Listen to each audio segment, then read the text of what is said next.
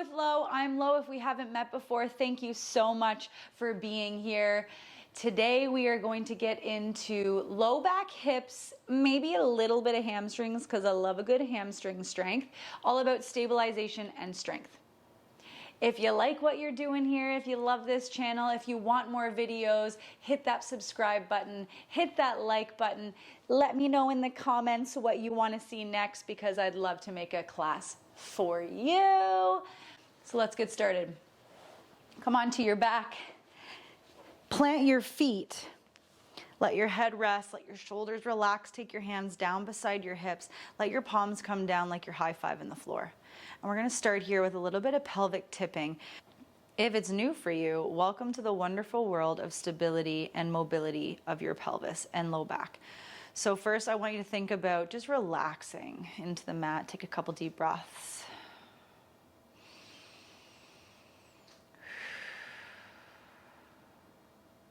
And I often like to refer to this as tipping of the marble. So I want you to imagine you have a marble in the middle of your belly button. And when it's in the middle of your belly button, you're in neutral. You're gonna roll that marble up to your rib cage. That's gonna feel like your low back pressing down more and your tailbone starting to lift up toward the ceiling. Posterior tilt. And then roll your marble back to neutral. And then past the belly button, roll your marble down toward your pubic bone, down toward the floor. That's gonna feel like your low back lifting and your tailbone pressing down to the mat. Now we're just gonna go in and out of that posterior, neutral, and anterior tilt. Just getting the feel of that understanding. So it's just the pelvis. We're not really trying to move the spine here, not a ton. Obviously the spine is going to move, but we're not thinking about arching the spine or flattening the spine. We're thinking about all that movement coming from the pelvis. And then next time you roll your marble up toward your ribs, I want you to squeeze your bum and lift your hips up. And then exhale, roll with control all the way back down, trying to lower one vertebrae at a time. So I want you to think about it like you're laying down a beaded necklace. So one bead at a time is the vertebrae. And try to keep that tuck under, that posterior tilt to the very end. If it feels like there's a lot of tension in your knees, I just want you to go ahead and scooch those feet a little more forward away from your bum, or take your feet wider. So remember, we're tipping that marble up, squeezing the bum, driving through the heels, and then lowering back down. Glutes are still engaged as we lower until they hit the floor. And then let's roll back up here. Roll back up, finding that bridge position, almost like a Pilates bridge. Squeeze your bum, and we're gonna tick-tock the hips here. So dropping one hip down and then pressing it back up. Now we're not trying to move the knees. We're trying to keep the knees pointed upward toward the ceiling. So I want you to think about one hip is trying to lower toward the mat a little closer as the opposite hip stays lifted. So imagine you're like steering your pelvis to the right, lift to the left. Try to do it with breath. Let your exhale drop the hip. Inhale, press you back up. And then same thing. We're gonna do that one more each side. This will become more familiar to you as you do it. I've been doing these like dips for a pretty long time now, and at the first time I did them, they felt very odd. Squeeze the glutes to come all the way up and lower all the way back down. Taking your feet a little more forward, just want you to fire up through the hamstrings a little bit here. Flex your ankles so that your toes are drawing toward your knees. Press down into your heels. Let that marble roll up to your rib cage, squeeze from your bum, and instead of thinking about pressing your heels forward, I want you to think about trying to slide your heels back in toward your shoulders. And as you actually do that, you might actually move your body down toward the heels a little bit. That's what we want. We want fire in the hamstrings, fire in the glutes. Breathe. For 5, keep pulling those heels toward your bum. You only get out what you put in here. For 4, for 3,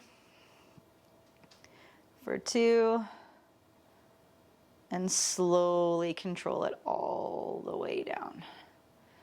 Nice. Come all the way up to a seated position, and we'll start pressing into some mobility here. Tuck and leans.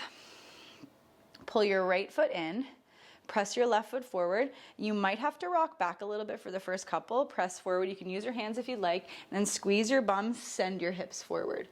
Sit back with control and switch. Tuck the left heel in, shoot that right foot out, push and squeeze. Use your arms. You can also have your hands on the floor if you want a little bit of a push. Again, same thing. The more control, the slower we can do these, the quicker that strength will come in. Remember, if it's your first time doing any of these movements, give yourself some grace. Show yourself some patience to really work into that mobility here. And I want you to really squeeze the bum as you press the hips forward. Squeezing here, coming all the way back. Again, one more time on each. Squeeze, come on down. Right side, one more time. Squeeze, and down. From here, roll over those heels. Come up to your knees. Sending left foot forward first. Inch that left foot forward. Stacking your shoulders and your hips. We're gonna floss through those nerves in the back of our hips. Start to lean back, straightening through that left leg. It doesn't matter if this knee goes straight. What I want you to concern yourself with is really keeping those toes on the ground as you take the weight back. Leaning forward a little bit here. Keeping your hands on your hips for some feedback so that your hips don't twist in space. So just like we did those pelvic tips, those pelvic dips, we're not trying to do a pelvic dip here. We're trying to move both of our hips back and forth at the same speed.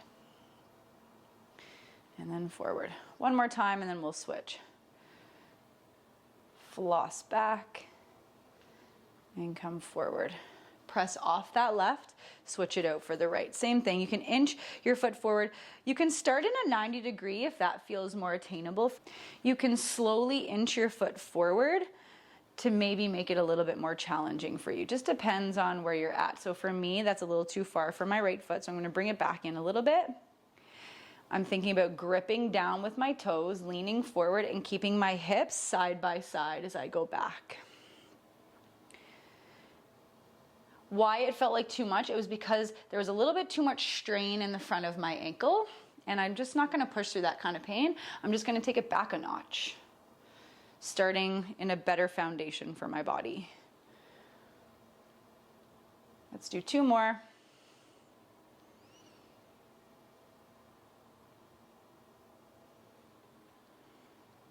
Last one. And all the way forward, take it all the way back. One last little sweep here. I'm gonna turn forward so you can see it. Sweep your feet to the right side, sit onto your left.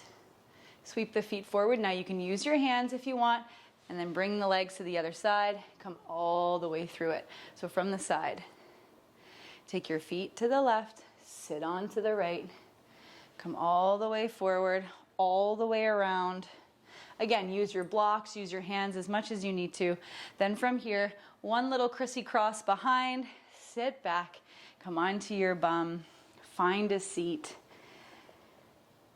Take some deep breath. Notice just the vibration of the hips and the glutes working here.